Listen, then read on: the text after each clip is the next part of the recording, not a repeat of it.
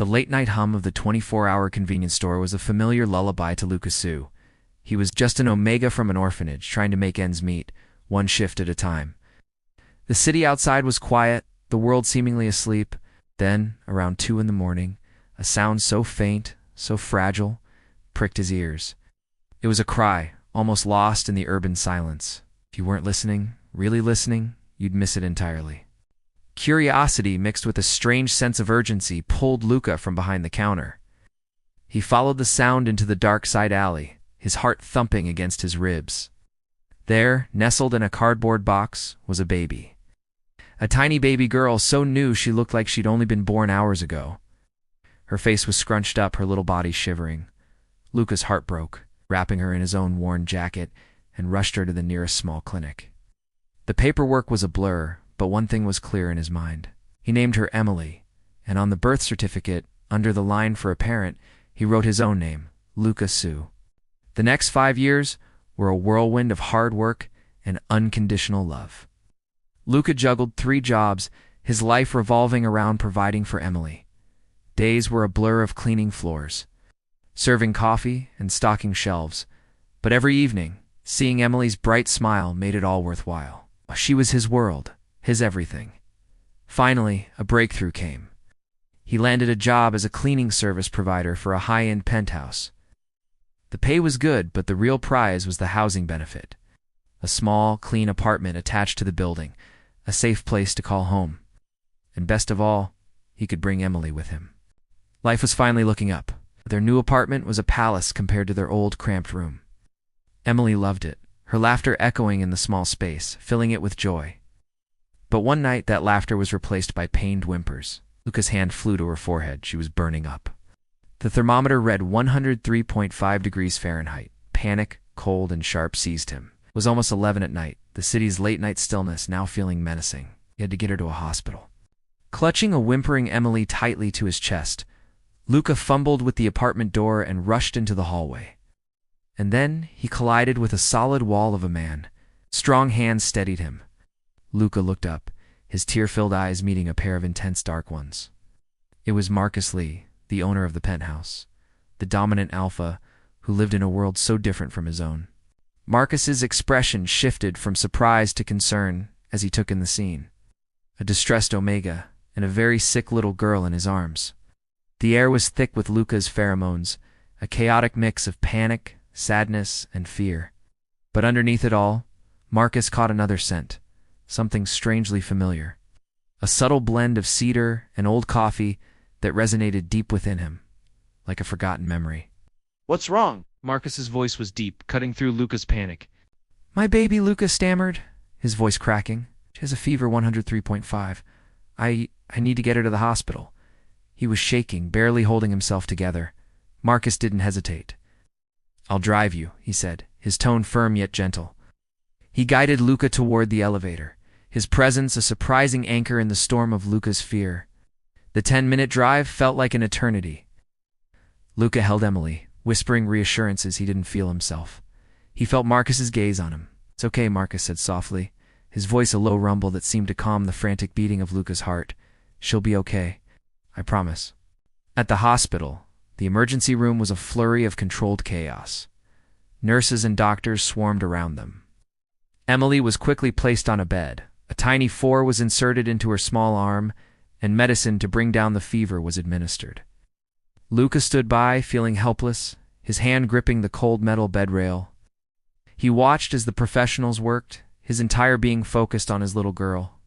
The sharp, antiseptic smell of the hospital filled his senses, a stark contrast to the scent of cedar and old coffee that still lingered from Marcus's car. As the minutes ticked by, Emily's whimpers began to subside, her breathing evening out. The flush on her cheeks lessened. The doctor approached Luca with a reassuring smile, explaining that it was a common childhood virus and that she would be fine after a night of observation. Relief washed over Luca so intensely that his knees felt weak. He sank into a chair, finally letting out a breath he didn't realize he'd been holding. It was only then that he remembered he wasn't alone. Marcus was still there, leaning against the doorframe, his expression unreadable. He hadn't left. It stayed, a silent, steady presence in the corner of the room. "Thank you," Luca whispered, the words feeling inadequate. You didn't have to stay. Marcus just nodded, his eyes fixed on Emily, who was now sleeping peacefully. I wanted to make sure you were both all right, he said, his voice softer than Luca had ever heard it. A strange warmth spread through Luca's chest, a feeling he hadn't experienced in a very long time. The next morning, after Emily was discharged, Marcus drove them back to the penthouse. The silence in the car was different this time, less tense, more comfortable. As they pulled up, Marcus turned to him. If you need anything at all for Emily, you come to me. Don't hesitate. Luca was taken aback by the genuine sincerity in the alpha's voice. This powerful, wealthy man was showing him a kindness he'd rarely known. In the days that followed, an unspoken connection formed between them. Marcus would often find excuses to be in the common areas when he knew Luca was working, asking about Emily. He'd bring her little toys or her favorite snacks. Luca found himself looking forward to these small interactions, to the scent of cedar and old coffee that always seemed to calm his Omega instincts. And Marcus, he found himself drawn to the resilient Omega and his bright, bubbly daughter.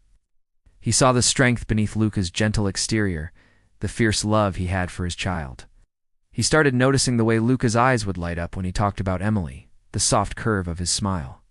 One afternoon, while Luca was cleaning the main living area, Emily was drawing at the large coffee table. Marcus came in and sat down with her, asking about her drawing. She proudly showed him a picture of 3 stick figures. This is Mama, she said, pointing to a figure with a bright smile. And this is Emily, she giggled, pointing to the smallest one. Then she pointed to the 3rd tallest figure. And this is you, Mr. Marcus. Luca froze, his cloth mid-swipe on a glass surface. He watched as Marcus looked at the drawing, a slow smile spreading across his face. He looked up, his eyes meeting Luca's over Emily's head. In that moment, a silent question passed between them, a question about what this was, what they could be. Marcus curiously asked me about Emily's background, specifically wondering about her birthday. His question caught me off guard. How could I explain that I didn't know her exact birthday? My heart hammered against my ribs as I decided to tell him the truth, the whole story of how Emily came into my life. I took a deep breath and began, my voice a little shaky. I found her, Marcus. It was 5 years ago, late at night. She was just a baby, wrapped in a thin blanket, left all alone in a box in a back alley. I couldn't just leave her there. The memory was still so vivid, the image of that tiny, helpless baby girl forever etched in my mind. I explained how I took her in, how she became my entire world, the center of my universe. I didn't know her parents, her history, or even her real birthday. We just celebrated the day I found her as her special day. As I spoke, I watched Marcus's expression shift from simple curiosity to something far more intense, something I couldn't quite decipher. A heavy silence settled between us after I finished my story. Marcus just stared at me, his eyes wide with a mixture of shock and something else, a deep, profound sadness. When he finally spoke, his voice was thick with emotion. 5 years ago, he whispered, the words barely audible. My Omega partner, she left me. We had a child, a baby girl. He paused, swallowing hard, his gaze distant, as if he were reliving a nightmare. She told me she didn't want to be a mother, didn't want the responsibility. And then she took our daughter and disappeared. I came home, and they were both gone. My own heart ached for him. I couldn't imagine the pain he must have gone through. I searched for her, Luca, he continued, his voice cracking. I spent a fortune hiring private detectives. I personally went to every hospital, every orphanage, every police station in this city and the surrounding ones. I followed every lead, no matter how small, but it was like they had vanished into thin air. There was no trace of them, nothing. He looked at me, his eyes filled with a desperation that mirrored my own from 5 years ago. I never stopped looking, he said softly. Not for a single day. Marcus's gaze then drifted towards the doorway, where Emily was quietly playing with her toys, completely unaware of the heavy conversation unfolding between us. His eyes softened, but his scent, his alpha pheromones, suddenly intensified, filling the room with a complex mix of hope, longing, and raw pain. Luca, he said, his voice trembling slightly as he turned back to me. I need to ask you something huge. He hesitated, as if searching for the right words. When I'm near Emily, I can smell it. It's faint. So incredibly faint after all these years. But I swear I can smell my own pheromones on her. It's a scent signature, unique to my bloodline. My breath hitched in my throat. I knew what he was implying, but my mind refused to accept it.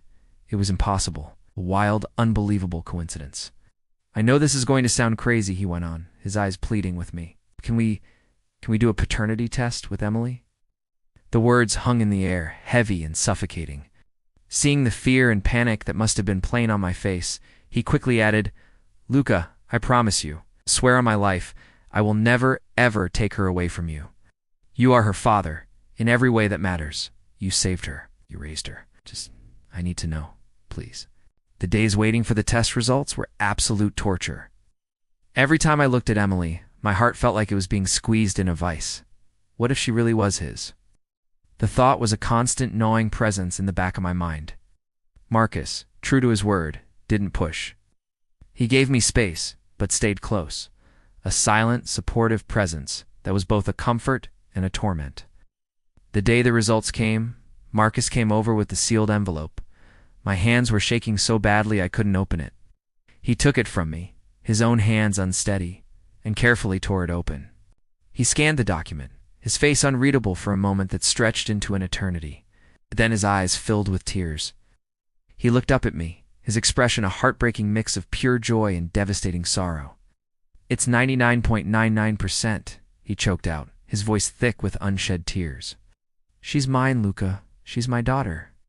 My baby girl that I lost 5 years ago. He sank into a chair, burying his face in his hands as sobs racked his body. I missed 5 years, he cried. I missed her first steps, her first words. I missed everything.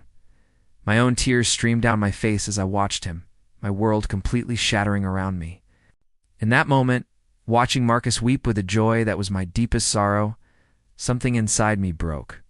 His happiness was my nightmare. A cold, numbing dread washed over me, so potent it felt like I was drowning. He had promised he wouldn't take her, but how could he not? She was his flesh and blood. He was a powerful alpha who could give her everything I, a poor omega, couldn't. A life of luxury, a proper family, a connection to her heritage. All I had was my love for her, and suddenly it felt like it wasn't enough. That night, sleep was a forgotten luxury. Silence of the apartment was deafening, amplifying the frantic, terrified thoughts racing through my mind. I kept seeing Marcus's face, the paternal love already so evident in his eyes when he looked at Emily. I imagined him coming to my door, his lawyers behind him, with papers that would tear my daughter away from me. The fear was a physical entity, coiling in my gut and stealing my breath. For days, I barely ate or slept. I became a ghost in my own home, my body running on pure adrenaline and terror. I was trapped in a spiral of depression, the fear of losing Emily consuming my every waking moment. She was my light, my reason for being, and the thought of my life without her was a darkness too profound to bear. That evening, Marcus asked Luca to have dinner with him right there in the penthouse, after Emily was asleep. Luca was nervous, but he agreed. Over a simple meal they talked, not as an employer and employee, but as two people. Luca shared his story, the orphanage, finding Emily, the struggles. Marcus listened, truly listened. And he, in turn, opened up about the pressures of his life, the loneliness that came with being at the top. He confessed that the scent of Luca's pheromones felt like coming home, a scent he thought he'd only ever dreamed of. He reached across the table, his hand covering Luca's. Luca, he began, his voice low and serious. I feel a connection to you. It's more than just proximity. It feels like fate. Luca's heart hammered in his chest. Could this be real? Could an alpha like Marcus truly see him? A poor omega with a child that wasn't even his by blood? But looking into Marcus's earnest eyes, he saw no deception, only a raw, hopeful vulnerability. He realized that this penthouse, which he had entered as just a cleaner, might just be the place where he finally found a real home, a real family. And as his fingers intertwined with Marcus's, Luca dared to hope that his years of struggle were over, and a future filled with love was just beginning. Every weekend, Marcus took Luca and Emily out, trying to build a real family bond. They'd go to the park, the playground, anywhere the little girls' laughter could echo freely. It was their little bubble of happiness. They never noticed the long lens camera following them, capturing every smile, every shared glance. Not until their faces were splashed across the front page of a national newspaper, with a headline that sent a shockwave through their lives. The news reached the highest echelons of the Lee family empire. Soon after, the penthouse elevator doors opened to reveal a formidable figure.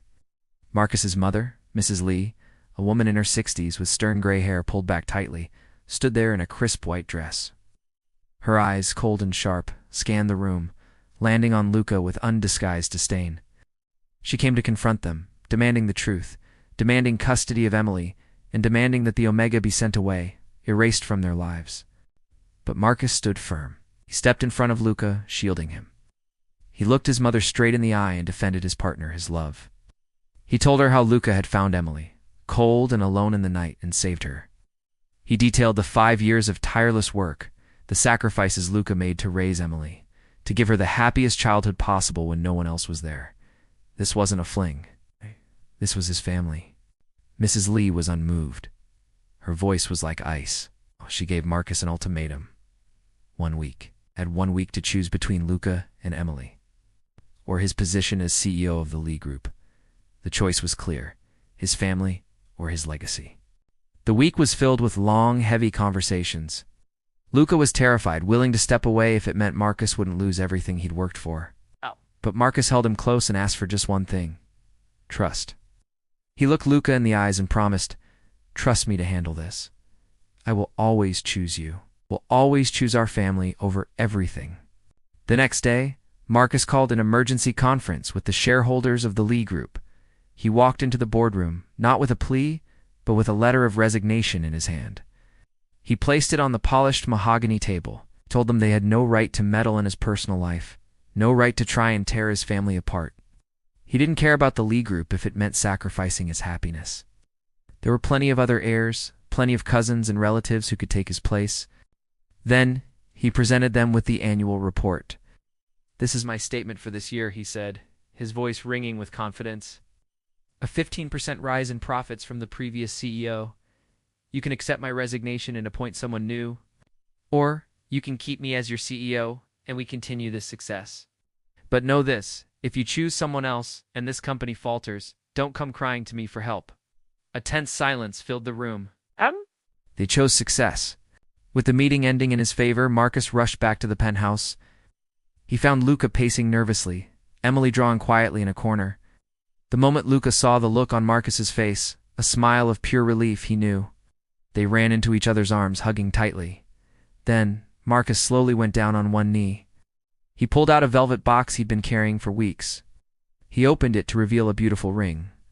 He asked Luca to marry him, to be his real family forever. Luca, with tears streaming down his face, could only nod and whisper, "Yes." But Marcus wasn't done.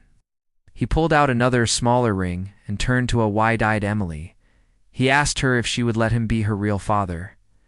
With a happy squeal, Emily shouted yes, and jumped into their arms, the three of them laughing together, a perfect, complete family.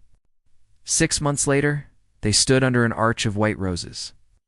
Marcus and Luca said their vows, promising forever to each other, and promising to always keep Emily safe and happy. It was a perfect day. That night, back in their suite, Luca started to feel unwell. A strange, hopeful suspicion crept into his mind. He slipped out to a pharmacy and came back with a small box. A few minutes later, 2 pink lines appeared. He showed the test to Marcus. Marcus stared, his eyes widening in shock, then filling with tears of pure joy. He scooped Luca up in his arms, spinning him around before kissing him deeply. A year later, their son Jeremy was born. Hope had a new life with his new family of 4. The end. Note: Mrs. Lee's icy heart began to thaw. When Luca was 6 months pregnant, she appeared at the penthouse, not with threats, but with bags of vitamins and containers of bird's nest soup. She looked at Luca, and then at Emily, and quietly apologized. She told them that if they ever needed help with the children, she would be there. 3 years passed in a blur of happy, chaotic family life. One afternoon, Marcus dropped Emily and Jeremy off at his mother's house, explained that he and Luca were finally going on their honeymoon for a week. Mrs. Lee stared blankly at her 2 grandchildren, who stared right back at her with wide, curious eyes. An awkward silence hung in the air for a moment. Then, A small, almost imperceptible smile touched Mrs. Lee's lips.